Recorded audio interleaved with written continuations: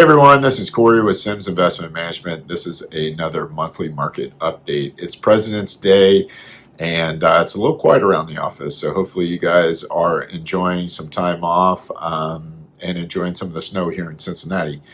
What I really want to focus on this month, as the market's kind of had a slow muddle through start to the year, there's been a lot of what I would say noise.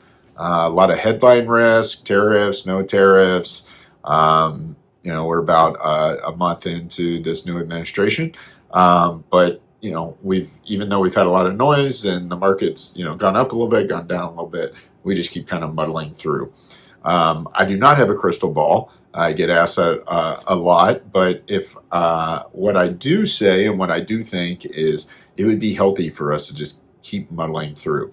Let us get some clarity on what type of changes, initiatives, things that we should expect this year and going forward with this administration. I think the market's kind of in a wait and see mode.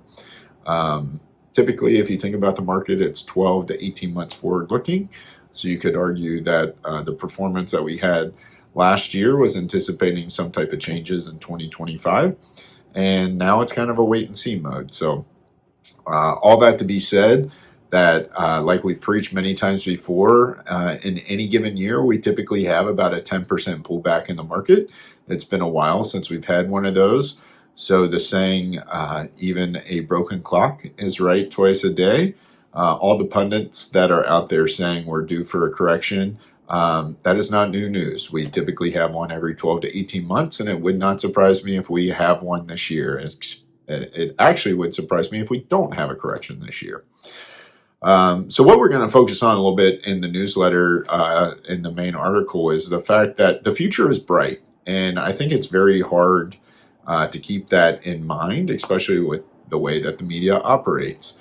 So what this article tries to do is put in perspective a little bit of kind of where we are now and why maybe so many people view the world so negatively. I think the statistic in the article says 67% of Americans surveyed last year said 2024 was the worst year in American history. And when I read that, I actually audibly laughed out loud because to me, those people just need to pick up a history book and maybe crack it open because 2024 was certainly not the worst year in American history. The progress that we've made over the past 100 years or 200, 250 years is really quite remarkable. And so I love this quote that's also in the article that says, "On what principle is it that with nothing but improvement behind us, we are to expect nothing but deterioration before us?" And I think we can say that whether that's in the economy and American history or world history, but also in our own lives. I bet most of us are further along in our life than we would have ever dreamt or expected. And so I know that's some of the many conversations we have with our clients. And so if we've had nothing but progress behind us, we should expect progress ahead of us. One of the other really nice articles this month, kudos to Ryan Atkins. This was brought up in our investment meeting the past few months. And sometimes we get the question from clients that say, should we be investing in X or should we be doing Y? And, with all due respect, what we kind of say back to that is if we thought we should be investing in something else or doing something different, we would already be doing that. That's what you guys are paying us as your advisors for.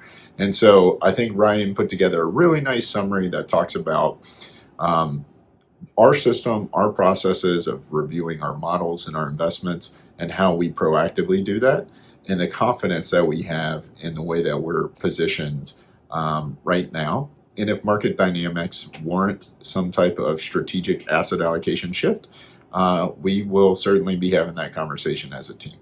We are not market timers, but there are parts of the market that we can be a little more tactical on moving in and out on, such as when interest rates move or relative investments and what their valuations might be. So I hope you give that a read. Some administration stuff, tax documents, they should be ready on Schwab today if you haven't gotten those already.